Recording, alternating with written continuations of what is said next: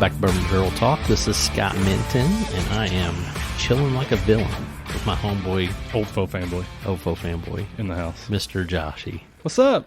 Not much, man. How you doing? You know, it's getting closer towards 5 o'clock, ready to go grab a drink. It's 5 o'clock somewhere always. I hear you, Jimmy.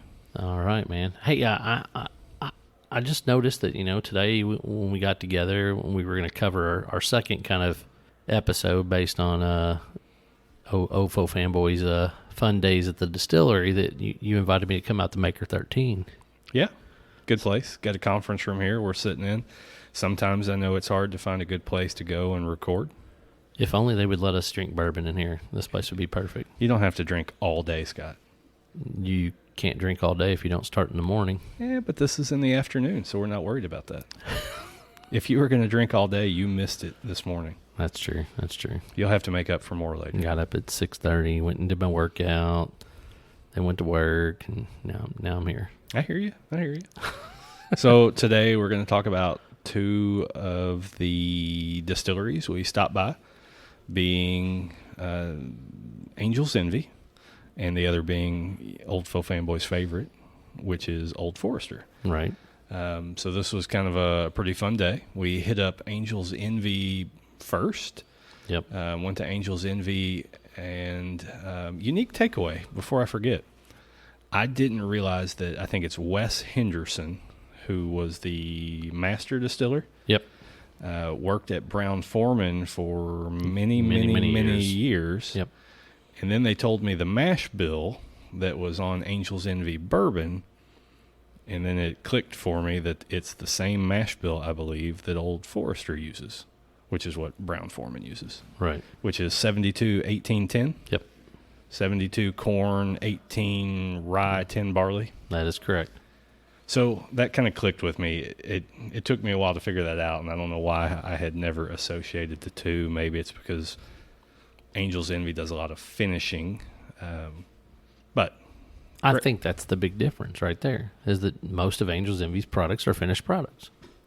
So I love Old Forester's mash bill on their bourbon and their rye, but I didn't affiliate or associate to see if the rye was the same. But anyway, we went to Angel's Envy. We happened to have had the tour guide that we had ran into previously at Evan Williams, who was taking the Evan Williams tour with us. Which, by the way, she did a phenomenal job on that tour. Great job. I wish I could remember her name, but I can barely remember mine, so right. I don't recall. But the Angel's Envy tour, pretty cool, pretty neat. Get to see the distillery, get to talk about everything they've got going on. Get to see the little Angel's Envy bottle in the still. Yep. That shows all the high wine yep. coming off, which was neat. I took a little video of it. I don't know why, but I thought maybe it'd go up on a YouTube channel or something and get 1 million hits for stupidity. Anyways. OFO Fanboys. That's right. YouTube page. That's right. I need one. Ooh, that's a good idea, Scott. There we go. I did take some videos of the mash popping over at Old Forester later that day, too. Yep. So we took the tour, went to do the tasting, and in their tasting, I believe we did 3 tastings, one of which was bourbon, one of which was rye, and then they came back and let you do a bourbon tasting that was a little diluted with ice.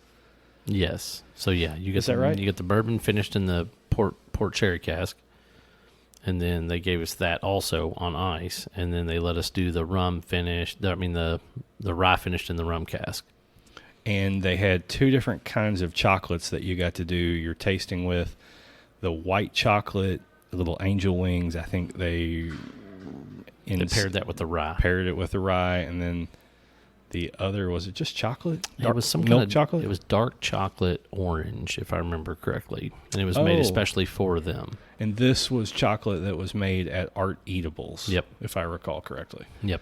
And their chocolates went excellent with the pours and pairings. So wait a minute now. Excellent? Now the white chocolate with the chocolate. Rye. Well, I love chocolate too. Look, I'm a fat kid. I like to eat. Dude, right here with you. But the white chocolate with the rye made the rye go crazy bitter, in my opinion. I don't know. Now, the dark chocolate with the orange with the port finish was delicious.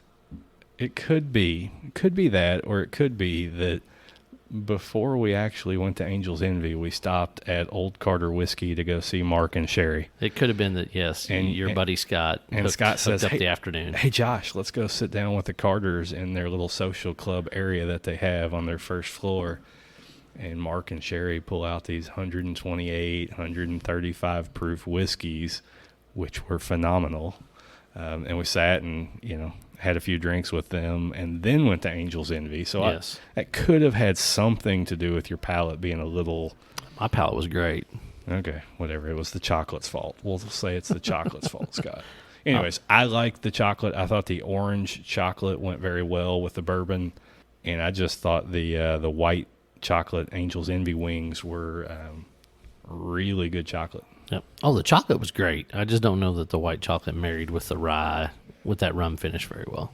What did you think about the bourbon that the diluted bourbon versus, we'll call it on ice. I don't need to call it diluted. The on ice bourbon versus the just straight neat. So, for me, I always say that certain things go well with ice, right? But for the most part, I'm more of a single barrel guy, thanks to that nature. So what I'll say is I liked it with the ice, but only because it brought out some more of those fruitier notes off that. And I think it's because of the type of finish that it was, with it being that sherry cask. Some of those grape notes and some of those sweeter fruit notes kind of came forward when you added that block of ice on there. Okay. I thought it was pretty good, neat. I happen to have just at home been drinking an Angel's Envy bourbon single barrel. And I've been drinking, I think it's the Total Wine and More single barrel that I had picked up, which I really liked. So I have been drinking a little bit of Angel's Envy here, and I keep wanting to say Old Forester on my tongue here just because that's the usual for me. Well, not only that, we're going to talk about Old Forester here in a minute. Yeah, getting me all excited. Yes. So Angel's Envy was a lot of fun. The tasting was a great tasting experience. The tour guide was great. I wish I remembered her name. I think she had blue and purple in her hair, but I can't recall. Yes, she definitely had some hair things going on there. But super cool, very knowledgeable. She dropped some knowledge in there that I don't think I'd heard before. I also like the fact that she made it into not only a tour, but kind of a trivia type thing. So she gave you a chance to answer some questions, make you feel a little nerdy or cool because you knew something that some of the other kids didn't know on the field trip. You're a nerd. I always find a little nugget of information at each one of these things, each time you go and do it. Yeah. I had been to Angel's Envy before. It was a little bit of a different tour the last time I did it. Could be because there's construction going on. Could be COVID. The last time I went was pre-COVID. But each time there's a little bit of something you take away that's like, oh, I don't know that I ever knew that before. Yep. Just like the mash bill this time. I took that away. Yep. Also, we got to go into the gift shop area. I won't call it a gift shop because it was an area that's under construction. I didn't know they sell their Angel's Envy bourbon single barrels there in the gift shop. Yep. Otherwise, I wouldn't have looked far and wide before. And I think it was a pretty reasonable price, somewhere around $95, $98. Yeah, I think it was $97.99 if I remember correctly.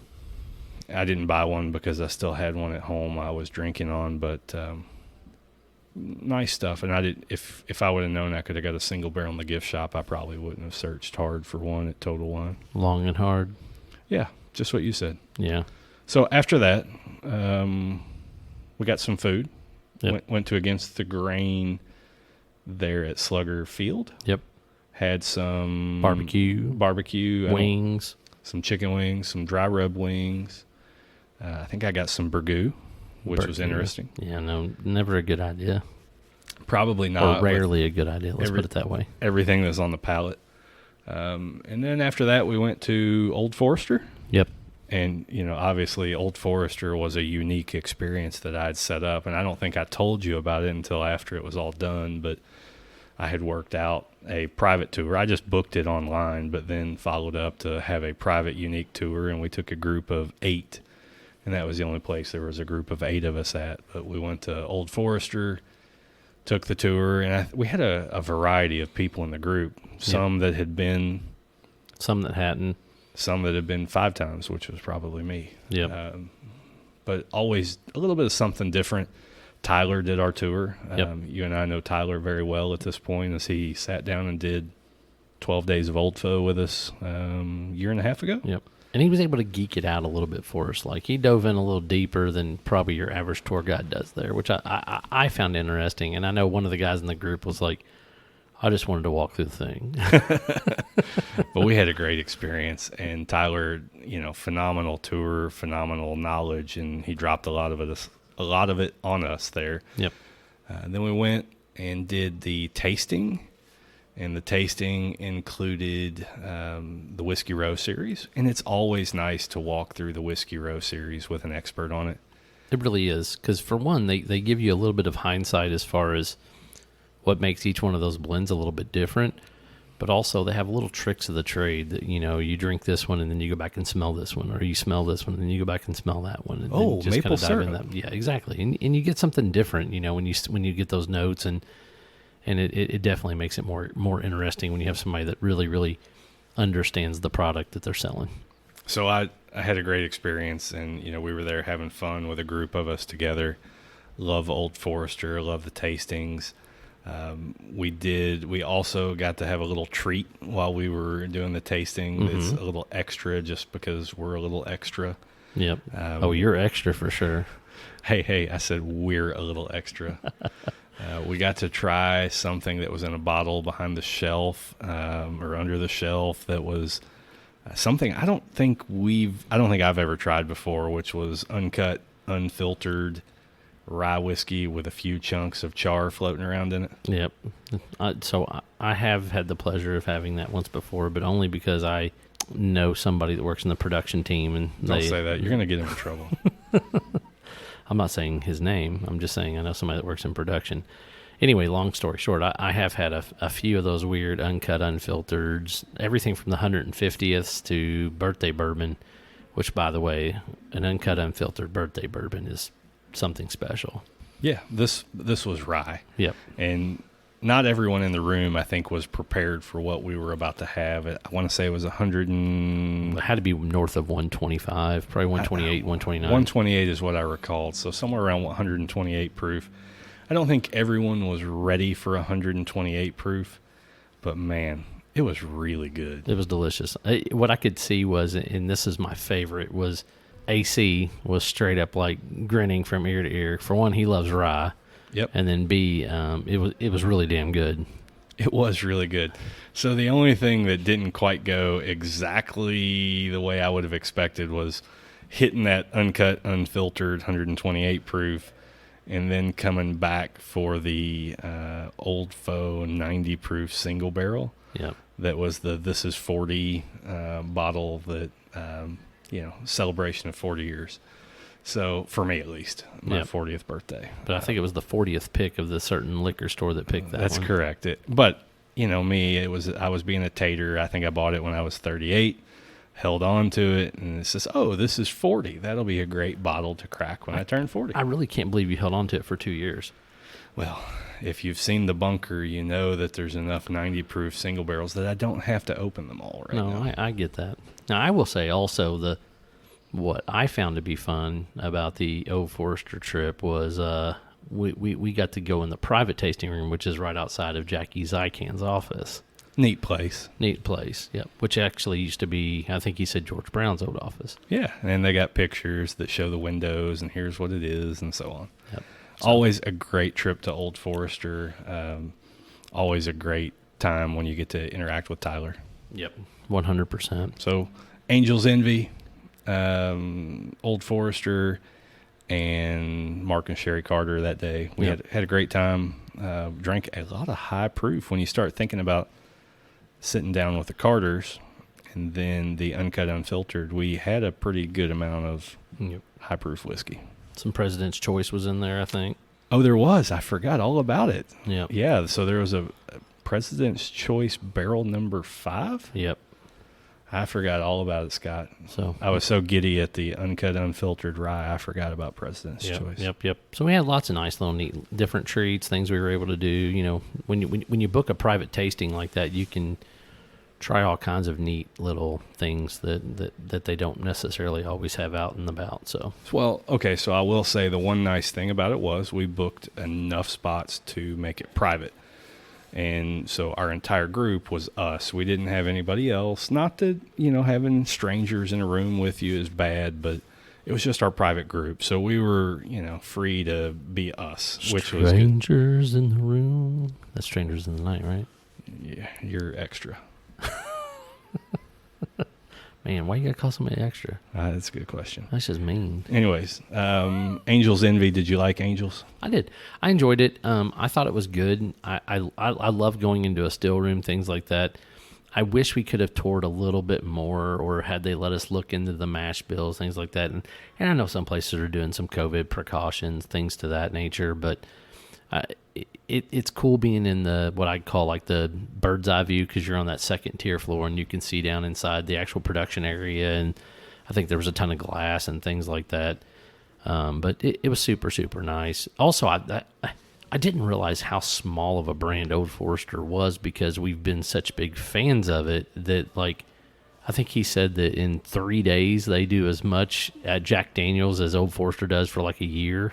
Like the number of bottles or the number of things, like he said, it was like 1/14 the size or something like that, as far as the total number of bottles that they do. I got something. 3 words for you to explain it: Jack and Coke. I mean, yes, I understand Jack and Coke, and Jack's one. It clearly is obviously the number one selling whiskey in the world. But like the fact that it literally outsells Old Forester like 14 or 15 to 1 just seems crazy. Hold on though, but if you listen to Tyler, what he explained was that number that Old Forester produced grew like exponentially over the last 3 years. And I believe that's all attributed to me starting to drink Old Forester back in 2018. And Tyler seemed to agree with me. So he was buying what you were selling. I don't know that I do, but he was definitely buying what you were selling. Anyways, but it's funny, I think he said back in like the early 1980s, Old Forester was a 1 million case brand, right? You're spouting out numbers, and 67%. Well, I was drinking 67% of all statistics are made up on spot. So go ahead and spew them out. Okay, so if I remember what he said correctly, and I may be wrong, I think he said sometime like in 1984, 1987, something like that. At the time, Old Forester was a 1 million case brand per year, so they sold 1 million cases of bourbon. Now, granted, they didn't have all the stuff that they have today, right? They had Old Forester 86 proof, and they may have had the 100 proofer. So that's it. But it was mainly sold in Kentucky. Now, that being said, leap forward, he said that before they opened up distillery at Whiskey Row, it had dropped to 390,000 cases per year. I have no idea. And now that they have actually almost are back to the point where they're a 1 million case brand again. So in just a few short years, from 2018, whenever the distillery opened, to 2022, he said he thinks that they will surpass 800,000 or 900,000 this year in bottles or cases sold. I mean, it makes sense based on the stock that's in my bourbon bunker that that has happened. So I get it. Yeah. Well, it just means you're really rich, right? You got all that bourbon. Nah, Old Forester's not expensive, bro. It's a good $20 bottle. You can get it anywhere between $20 and $80, but it's not all 86 and 100 proofer sitting in your basement, man. You're right. You can lie to your wife and tell her it was all $30 a piece, but honey, every bottle in there was $35. Don't listen to Scott. No, I think the single barrels, the 90 proofers, you used to be able to get somewhere between 45 and 55. Right. The 100 proof single barrels have gone up somewhere in the $65 to $75 range. Yep. And the barrel strength, I think you're hitting anywhere from 80 to 100. Yeah, probably barrel strength rise. Probably right. You're probably right about 100, and I think the regular bourbons are around 80. Yeah, and Whiskey Row series, I think you can pick up anywhere from $40 to $60, maybe $65. That sounds about right. Dependent. 1920 being the most expensive, 1910 being second most expensive, and 1870, which is the original batch 90 proof. You'll find it anywhere from 40 to 50, but I think I typically pick it up around $45. Yep. $42, $43 a piece. Yep. No, 100%. I'm right there with you. Yeah, we got the Indiana tax on us most of the time, so Dang, Indiana. you know how it goes. Yeah, absolutely. Good day. Great time. Absolutely. So, obviously, I'm not going to ask you which one you prefer because we know. We don't even have to ask. Old Forester. But I will say, the girl at Angel's Envy did a great job. She was a lady. Yep. Well, lady, sorry. The young lady at Angel's Envy killed it. She did a great job explaining stuff. She rocked it. Gave us a lot of information about the Henderson family, how they're running things, and all She that good wouldn't stuff. give me any extra chocolate, though. I did ask. She was kind of mean about it. She was stingy with the chocolate for sure. She said, they give me one extra piece of chocolate to start for that first person that eats it before he's supposed to. Right. But I wasn't the first to at least raise my hand and say I ate it. No, it was the guy sitting in front of me. So there you go. Art Eatables was good. Pick up some if you're down. It's right next to Michter's and Fraser. Fraser, yep. Right in between Right in those. between them. Yep, absolutely.